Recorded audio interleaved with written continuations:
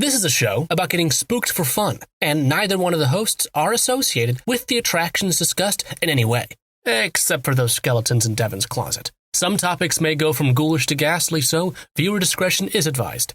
Welcome to the Great American Scream.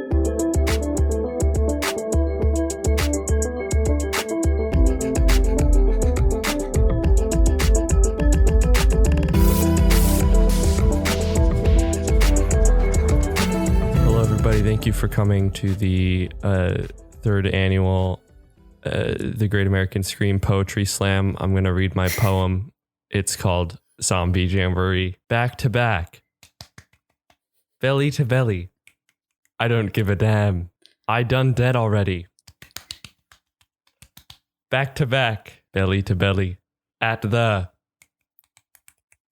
Zombie Jamboree. Thank now, you. You're the semblance of this bit coming from the fact that you don't know this song. I have no idea what the song is. It's a great Calypso song with an excellent cover by Harry Belafonte, and it's a very underrated Halloween song. All right. Well, hello, everyone, and welcome to the Great American Scream.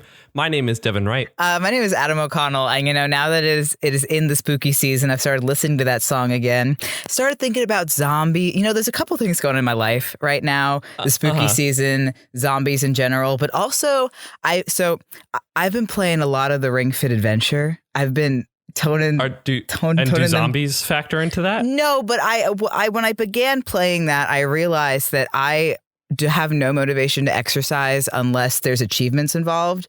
So, ooh, okay. There's some would say that achieving a body with which you feel healthier is its own achievement. No, I need a medal. No. Oh, okay. But wait, you don't need a physical. Whoa! You don't need a physical medal. You no, need a little. You need a digital medal. I need the little ding noise that I've done the thing. But so there's this great app that's a running app called Zombies Run. It kind of blew up a couple years ago and isn't as popular anymore, but I started using it. And my whole philosophy used to be, I will only run if there's something chasing me. I hated running. And now since March, I have run 2 10Ks and I run between 5 and 10 miles a week. Adam. I know. Outside of the podcast, that's so great. That's so cool.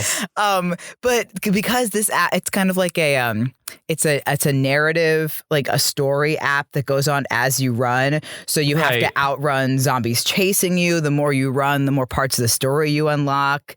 It's this is not an advertisement. I just genuinely enjoy this app so much, and it literally turned me from someone who hates running into somebody who runs almost every day. I really would like to call attention to the fact that you, Adam, my good friend, whom I love very much and have known for a long time, decided during a global pandemic that the way that you were going to start running was to live in a zombie fantasy world. Yeah. While probably for a bit wearing your mask while running, before realizing that you live in the suburbs where I run on a nature trail. I always keep my mask with me when I'm running. When I'm by myself and I don't see anybody, I'm not wearing the mask. But whenever somebody comes into my sight line, I pop it on. Yeah, always be safe. Sense.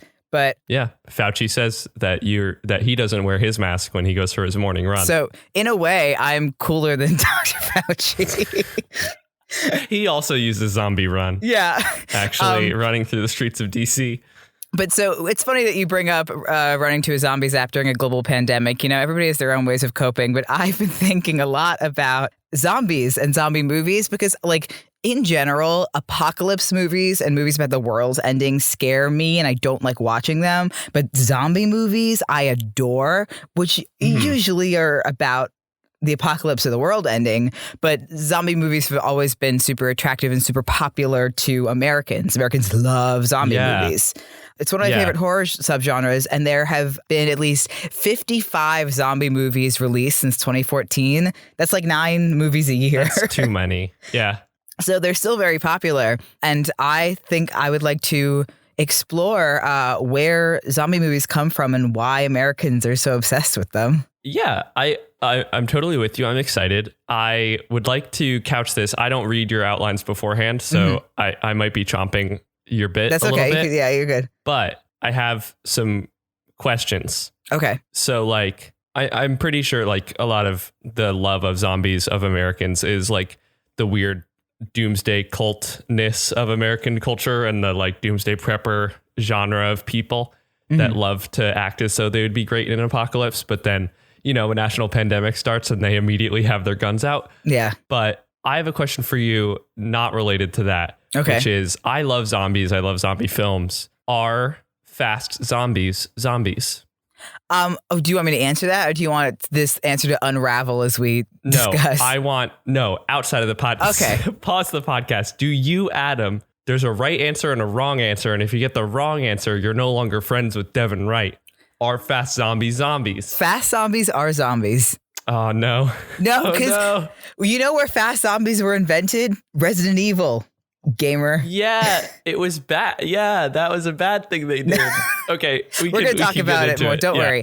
But so we have to start far before Resident Evil. We have to go back. Let's go back. House of the Dead. Back further. Oh, okay. I don't have any more. I don't have any more. Yeah, that's fair. Pong. So our idea of what a zombie is kind of like contemporary American idea of this anthropomorphized or brought back to life undead actually started in Haitian rural folklore, although this version is quite different from the one that we know today. So Haitian zombies, spelled Z-O-M-B-I, it usually referred to a dead person brought back to life by necromancy in order to serve a Haitian sorcerer or witch for hire, as it were, in this kind of like subculture of voodoo, who is said to practice both good and evil. They kind of have their hand in both, which is why they're kind of a source. Yeah, which is why they're kind of a sorcerer for hire, as they for the right price. You know, it's a pandemic. We have high unemployment. If you can be a sorcerer or a witch for hire, like, do it. Yeah. Cash that check. So the idea of this zombie was kind of brought back from the dead to serve this witch or this sorcerer as kind of like a mindless servant, as it were. Usually somebody that was already dead, but also you could turn a living person into a zombie. And there's also there's an actual like science and plants and drugs that kind of produce this effect that we're not really going to talk about, because we're kind of more here to talk about like zombie film and culture, but it is very interesting. Yes, and there is a link. Even today, Americans have not forgotten the Haitian link to zombies, because and we could do a whole nother podcast. We wouldn't be qualified as white men, but there is such a interesting place that Haiti as a country specifically occupies in historiography, and like the fact that it was the one like successful slave revolt that resulted in a black democracy that the rest of the world was like, no, stop that. Yeah. So many of our favorite horror tropes come from misconceptions about voodoo. Right. And even today, I remember an internet hoax a few years ago about the idea of like Haitian zombies are actually real. And it was linked to these drugs and different herbs that we won't be talking about. But to remember that we actually have not forgotten these roots as much as sometimes we think. Yeah. National Geographic did a great, and Vice as well, did 2 great series on contemporary Haitian voodoo and how they relate to zombies. If you want to check them out, they're all on YouTube. But so there's also, besides this kind of reanimated living dead person, there's also the zombie astral, which is the incorporeal human soul that is separated from that revived body. Therefore, every zombie is missing half of its full self, and that's what makes it a zombie. Either missing like in the flesh. Kingdom Hearts. I guess. It's like in Kingdom Hearts, the zombie astral is the becomes a heartless, and then the zombie becomes a nobody. Okay. And then 18 hours later, Mickey doesn't have his shirt on for some reason, and everything starts to go really wacky. So in the 20th century, especially while the U.S. was occupying Haiti from 1915 to 1934, several case histories of zombies began to emerge. And this is where the concept really got introduced and then further misconstrued, because Americans colonized and came in and screwed everything up. Being racist. Yeah. So it's truly just one part of voodoo, one very small part of voodoo. And it is even considered in itself to be taboo within the religion. So this is less like voodoo dolls, where it's kind of this weird American adventure. This is actually a part of a lot of forms of voodoo, but it is considered taboo in a lot of parts as well. But voodoo is not the only place we get our idea of a zombie from. Another big kind of inspiration for the reanimated dead was Mary Shelley's Frankenstein in Hero 1818. of the podcast, both Mary Shelley and Frankenstein's not monster. the doctor. We don't like Frankenstein so much. Yeah. Dr. Frankenstein is an enemy of the podcast. Yeah. Frankenstein's monster is a ally of the podcast. The novel, which was written in 1818, introduced the idea of the dead being resurrected through scientific practices rather than the mystic arts or whatever. This is kind of where we get the idea of reanimation as a science, which again has roots in actual science and actual people trying to actually reanimate the dead, which is where a lot of... Yeah, but still has that like mystical science. Yeah, in the book, it's kind of like still magic. Science and alchemy or something. Yeah, it's sci-fi. Yeah, she invented it. Who would have thought? She did that. Yeah, this would also later influence H.P. Lovecraft's Herbert West Reanimator in 1921, which I think is my favorite Lovecraft short story, which kind of helped define zombies in pop culture. Although in Reanimator, if you haven't read it or if you've seen the amazing movie, which is one of my favorite horror movies, they're not referred to as zombies, nor do we kind of clock them as zombies, but they're the reanimated, decomposing dead that attack the living, which is kind of their thing, but they never call them zombies. Right. And on the line of talking about Haitian voodoo influences and therefore racial influences, H.P. Lovecraft sucks. Noted racist, uses those same influences to define horror tropes. Yeah. So we started to see zombies appear in film as early as horror film began in the 1930s. Because they love to do the makeup. Yeah, anybody who does horror makeup is like, I can do zombie. Zombie's fun. Zombie. Zombie makeup is really fun because it can be literally whatever you want. Yeah. Like there's no rule. And I always like, not to go on a tangent, whenever I do special effects makeup, I always like to make sure when I do a zombie that it's very clear how this zombie died. Ooh, that's very good. It's fun. That probably comes from our haunted house adjacent background of like, you need a story. Yeah. But so one of the first zombie films that we kind of consider to be of the zombie genre is 1932's White Zombie, which was created pre-code and independently produced. So it's buck wild. I love the phrase pre-code.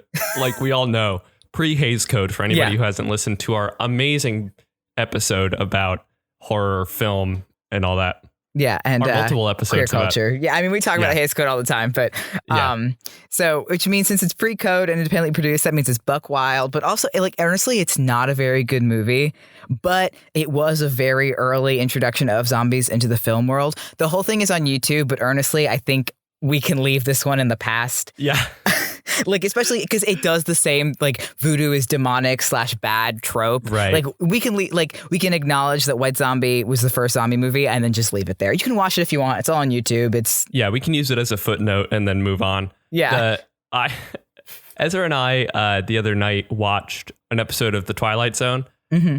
I find that when we're talking about old movies on this podcast, I'm always like, oh, I should go back and rewatch that. And then I realized that nobody knew what the hell they were doing. They're all bad films. Yeah. And all the acting is so horrible. We watched my favorite episode of The Twilight Zone, which has formed so much of my opinions about the way we tell stories, which is Time Enough at Last. Ooh, yeah. It's a good one. Mr. Henry Bemis, who's my true dream role. And the acting is just so bad.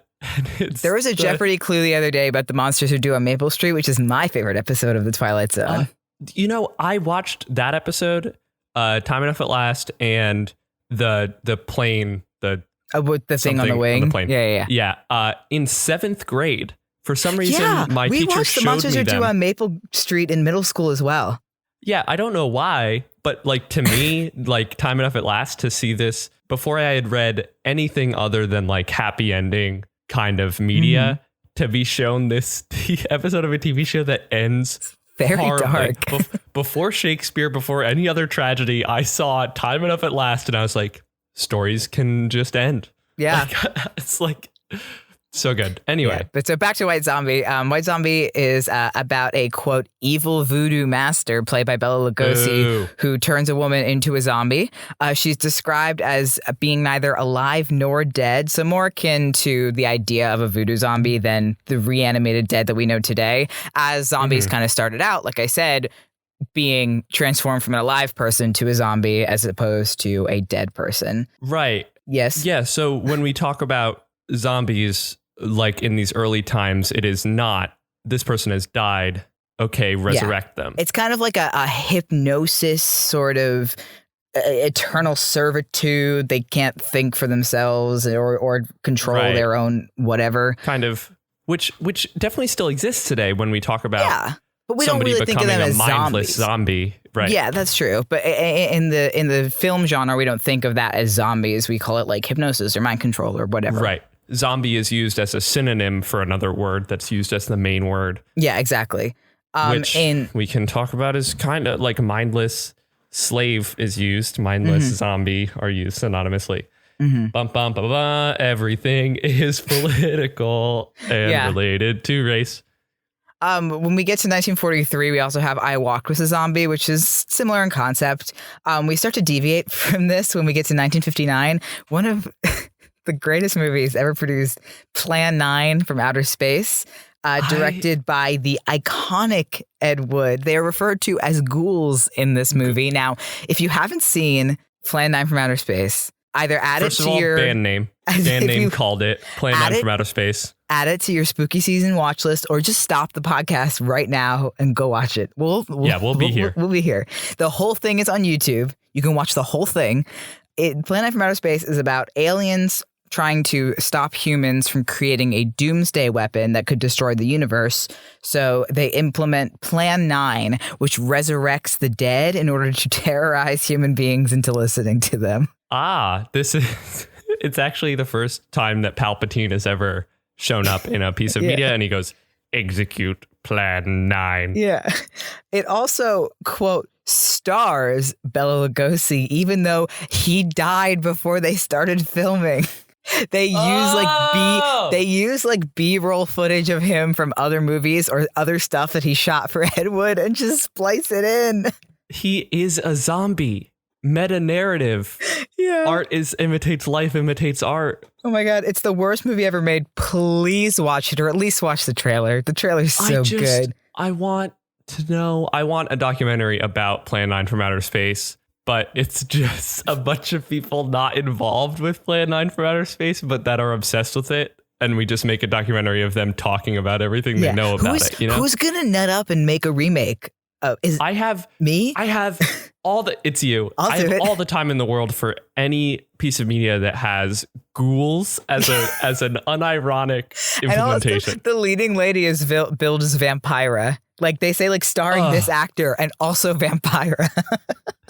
Wait, they don't give the her name is Vampira. The actress's name is Vampira. She doesn't play a vampire in the film. That's just her name. I actually think this actress went by Vampira in a lot of other films because she kind of was an early version of this like Elvira, lady of the Elvira, spooky Vampira. Night. Yeah. I think she was in other movies as Vampira, but she literally just appears like as herself, as a zombie, as Vampira. Oh. So as you can see, zombies were different in the old times. So how do we get to real zombies? And we get to zombie dad, my zombie dad, your zombie dad, everybody's zombie dad, George Romero. Yes, exactly. He knows what's up, Adam. He doesn't think that fast zombies are zombies. Well, okay. So here's the thing about George Romero. We owe so much of this zombie to Romero. They're called Romero zombies. Like, that's what they are. I just call them zombies myself. They lend themselves almost entirely to 1968's Night of the Living Dead, which is also all on YouTube. Yeah, you can just watch the whole thing. Yeah, this movie is so like insanely culturally significant to the zombie film, horror film, just film in general. So according to Romero, this kind of zombie, this like shambling, moaning, groaning, ghoulish, gray, flesh-eating zombie was achieved by blending the zombie with the vampire. So Interesting. Because before this, zombies eating like human flesh or feeding on humans wasn't really a thing. Right. And like what I appreciate about Romero's specific blending of different ideas to like create this new monster in the modern zombie is that it does take zombies away from a lot of their problematic roots and just like couches them as this is a new thing and we're like setting it here, which I think is good. And they became so much bloodier and associated with gore and feeding on human flesh. Because if you think about it now, zombie movies are some of the goriest of the horror genre. And this is kind of one that started. Although compared to zombie movies today, Night of the Living Dead is nothing. Yeah. I mean, like as a film, it's amazing, but the gore is not that bad. Yeah. Night of the Living Dead, like that's like a good entrance level horror movie for like a kid, you know, the kid movie. Well, interesting that you say that because at the time, this was one of the scariest horror movies ever made. And this is actually also around the time when horror films were starting to be deemed generally not suitable for children. Because before we had like official film ratings and stuff, like everyone went to the movie theater. Whatever was playing, you brought everybody. If it was on the screen, yeah. Yeah, because also they would play the stuff like the newsreels and the cartoons and whatever. So everyone would go to the movie theater. But now we start to get movies like this where kids will walk in and be like, I know what movies are, and then watch this and like have nightmares for weeks because it was too scary. So we start to decide that, hey, maybe we should start making sure kids don't see some of these movies. Nah. Hey, Scott, if you're listening, actually, my nephew is he's old enough that he probably has watched other scarier movies. But if my nephew has not watched Night of the Living Dead, watch that movie. Yeah. I'm going to get a text from my sister. It's like, your nephew, we just caught your nephew watching Night of the Living Dead apropos of nothing. Did you do something? So this was also a film where zombies were used not just for kind of like their own sake, but as a vehicle to criticize real world social ills such as government ineptitude, bioengineering, slavery, green exploitation, while kind of indulging these like post-apocalyptic fantasy, because we're starting to get into, you know, a very much a turning point in American social and political culture. Obviously, our films start reflecting that. So zombies were very easily used to represent literally like a mindless horde or followers. Right. And it's really interesting how, like you said, how insanely significant this film and Romero zombies are to film culture in general, because how many times have we talked about one of the inherent problems with horror film being that they, at one point, artistically try to represent societal ills or critique them or commentate about them, while also being a societal ill through stuff like exploitation and gore. And like Romero zombie movies did the same thing. They literally started that. Yeah, absolutely. By using zombies as this vehicle, while also being kind of bad in terms of like semiotics and stuff. Yeah. Although what you say in a sec is a little bit different. But well, yeah, because this film was not only hugely controversial for its gore and its terror, but for having a black protagonist in a film of mostly white actors, which really hadn't been done before or generally wasn't done. And that's why it's so influential to film as a genre as well. Yeah. Especially the way we talk about kind of like black characters in horror movies today, especially like this was revolutionary for its time. And there went on to be 6 movies in the Living Dead franchise. I use the term franchise very loosely because they're not all connected and they're kind of separated, but they're all made by George A. Romero. So Night of the Living Dead, Dawn of the Dead, Day of the Dead, Land of the Dead, Diary of the Dead, and Survival of the Dead. And I think. War for the Planet of the Apes, Dawn of the Planet of the Apes, Return of the Planet of the Apes. Survival was the most recent one. It came out in 2009, which I think people probably came out and people probably didn't associate it with Night of the Living Dead. Right. And I think there's a new director's cut of one of them coming out soon. That's exciting. I imagine it's one of the first like 3 or something. I think it is the original, I believe. Cool. Yeah, they were pretty much the most notable and successful zombie films until the early 2000s, as after these movies, the genre started to face a decline in popularity, with a couple exceptions, as we start to see the rise of slasher movies and stuff in the 80s. And we started to see like twists on zombies rather than zombies. Yeah. Like because they kind of got played out. There's a couple of exceptions, like the Evil Dead series. Although it's about demonic possession, it does feature using necromancy to raise the living dead. So kind of like zombies. Like using even a titling sequence like the Evil Dead is evoking Night of the Living Dead, blah, blah, blah. And also Reanimator, which you talked about earlier, which came out in 1985, loosely based off the H.P. Lovecraft story, but kind of does its own thing. Like it's similar in concept and the names of the characters, but after that, it kind of goes off the rails. It's probably the most successful, quote, zombie film of this slasher era, although they also differed from Romero zombies as they did not feast on the living flesh. But other than that, they were pretty similar. It nearly outperformed Day of the Dead, which came out the same year. So those two are kind of the most popular. It's also just one of my favorite horror movies. It's kind of gross in like multiple senses of the word gross, but it's insanely campy and really well done and a lot of fun.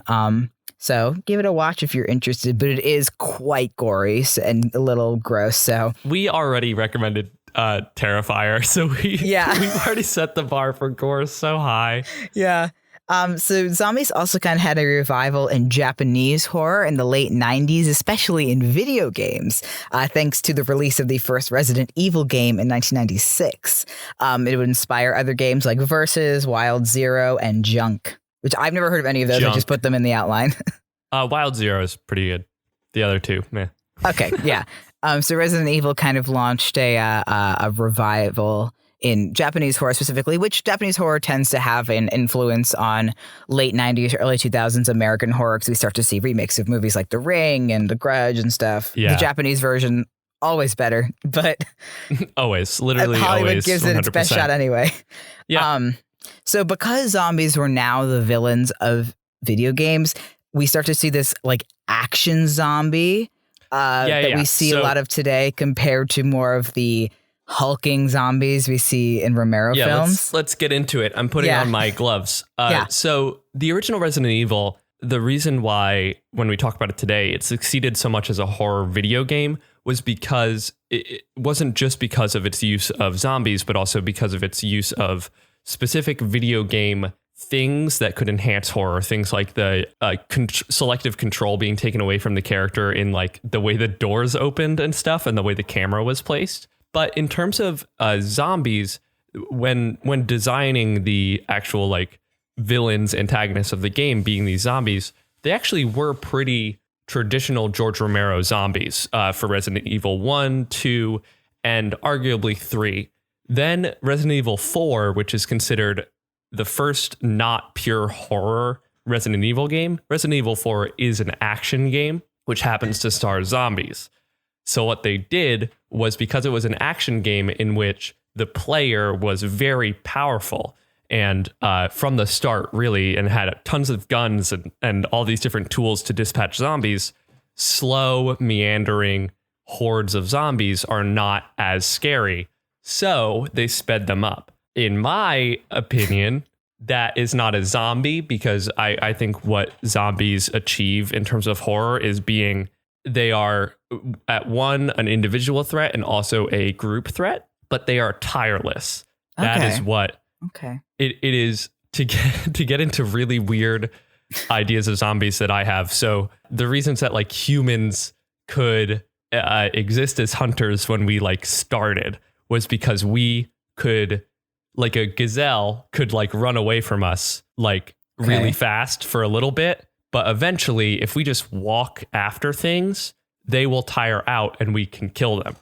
The reason why humans could succeed as hunters was because we had more stamina and less like bursts of speed the way most animals do. Zombies take that very human thing, this stamina, this tirelessness, this perseverance, and twist it to become a thing of horror, that they are even more persistent than us, that even in death, zombies can rise back up and be tireless and never ending, both as individuals and as a group. That's why I think zombies are scary and why Resident Evil 4 sucks. Well, okay, yeah, I think that's all entirely fair. And I think my thing is, I don't mind this like powerful action zombie as the villain of a video game because it makes it the game. I'm not as big of a fan of him in movies because then it just kind of turns the movie into an action movie, and I'm not an action movie person.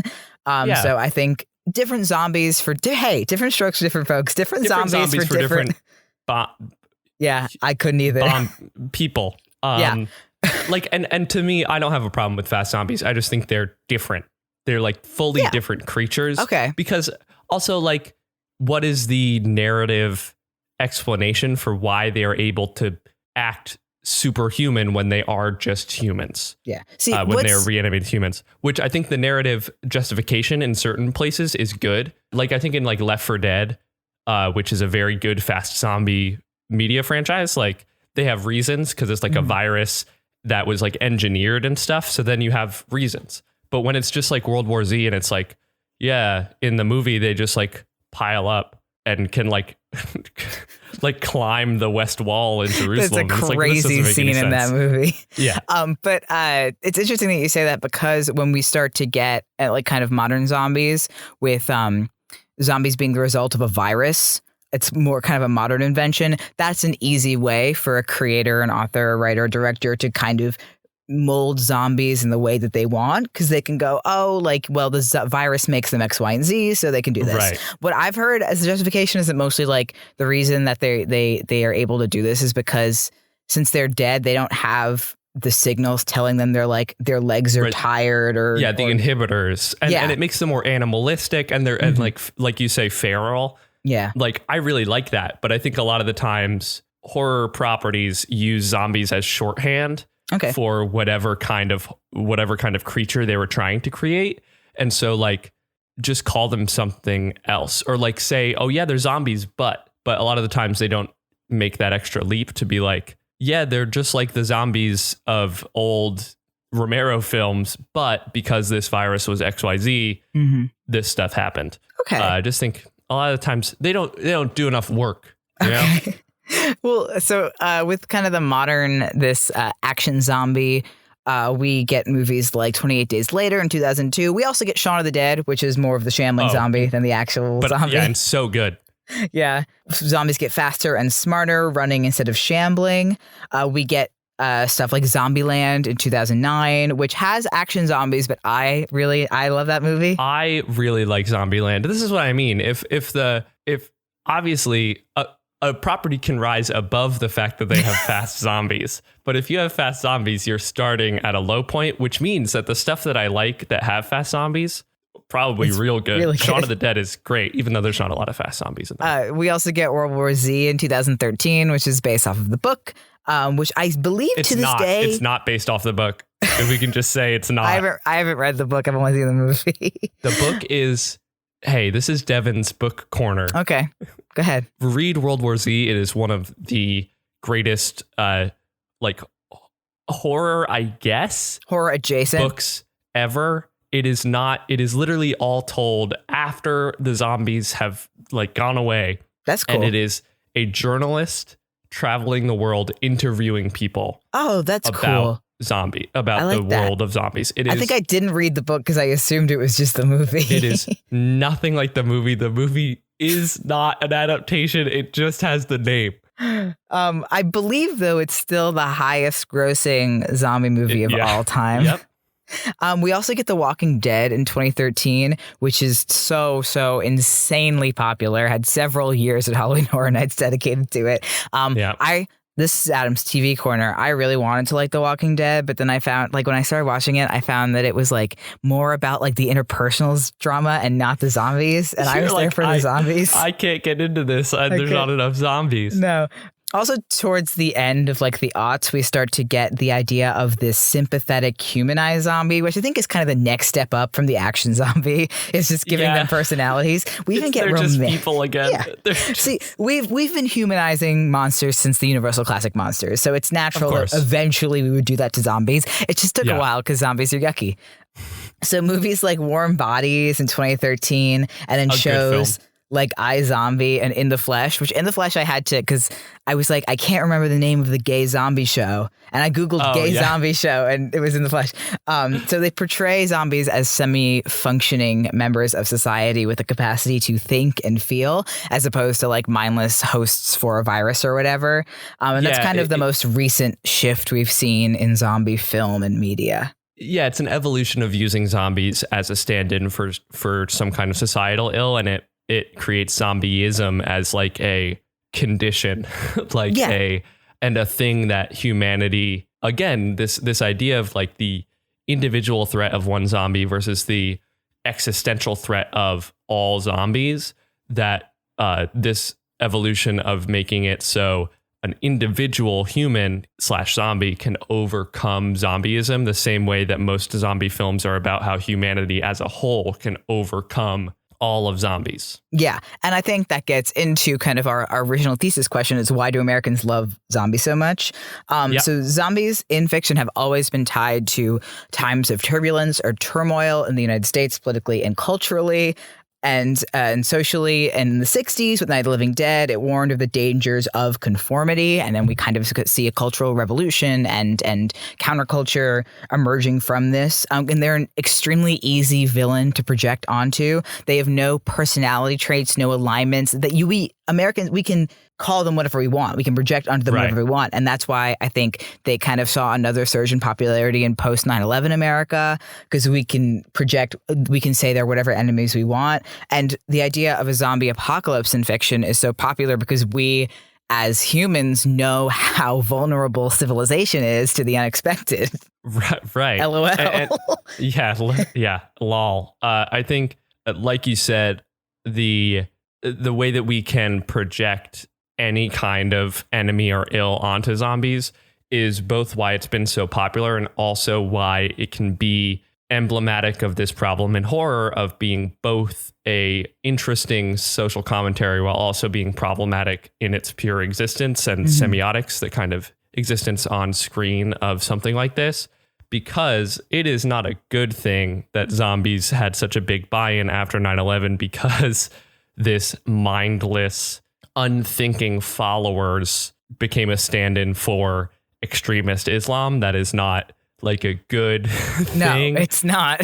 And it almost highlights the exact problem with a lot of art that attempts to be political in this time in the US, is that it tries to be neutral in a way that allows people on one side to project their enemies onto it and allows the other side to do the same without actually making a statement, which is why I think the specificity of something like Night of the Living Dead, talking about conformity in the 60s, is really interesting. I think even stuff like Zombieland actually like creating an interesting commentary with zombies being specifically something that came for like all of civilization, and all that's left is this one dude who wants a Twinkie, like this weird consumerism, and you have a celebrity dressing up as a zombie They tend to get aligned with consumerism a lot. Yes. And I think that is sometimes a problem, because it allows people to write off consumerism as something that takes over without the influence of like, a capitalist system that incentivizes consumerism. But with something like Zombieland, you also have, I almost said Bill Maher. It's Bill Murray, like this idea of the rich and powerful glomming on to the problem without actually being infected by it, which is a really interesting thing that it does. So it's a very wide-reaching thing that can be used for good or for ill, which is what all horror tropes can be. And zombie movies tend to go through waves of popularity, and I'm interested to see in a pandemic or post-pandemic world if people are even going to touch zombies. I wouldn't, but that's me. I kind of hope they don't. Yeah, I'm okay with not having some zombie stuff for a while and just give it a little bit. Yeah, all that you'll have is running using the Zombie Run app. Use the Zombies Run app. It's if you don't like running but you like horror and you want to try running, use that app. We're not sponsored, but hey, 6 to start. If you want to sponsor, hit me up. Hashtag not an ad, but hashtag could be an ad. Could be an ad Zombie if you Run, want it get to at be. us. What are those billboards on the highway? It's like your ad could be here. Your ad could be here. Just email me. Just email us 6 to start. I love you. Okay. Well, that will be it for this episode of The Great American Scream. If you enjoyed, please follow on whatever podcast service you use, rate and review on iTunes, or share an episode from Spotify. But the best way to share the show is to tell a friend. Adam, can you pimp our social medias, please? Yes, you can follow us on Twitter and Instagram at Great Scream Pod, or on Facebook at The Great American Scream. Let us know what your favorite zombie movies are. Let us know if you consider fast zombies to be zombies. And you can tweet at us or post using the hashtag TGAS. And if there's something that you would like to hear about on the show, let us know, because your suggestion could be a future episode. Yeah, special thank you goes out to Michael Segudo, who does the intro for the podcast, and Stevie Viola, who did the music. You can find him on Twitter and YouTube. But that'll be it for us here. I have been Devin Wright. I've been Adam O'Connell. And hopefully you have been spooked. Yeah, go out, run from some zombies, but be safe, wear a mask. Run from zombies safely. Safely and masked. If possible. Yeah.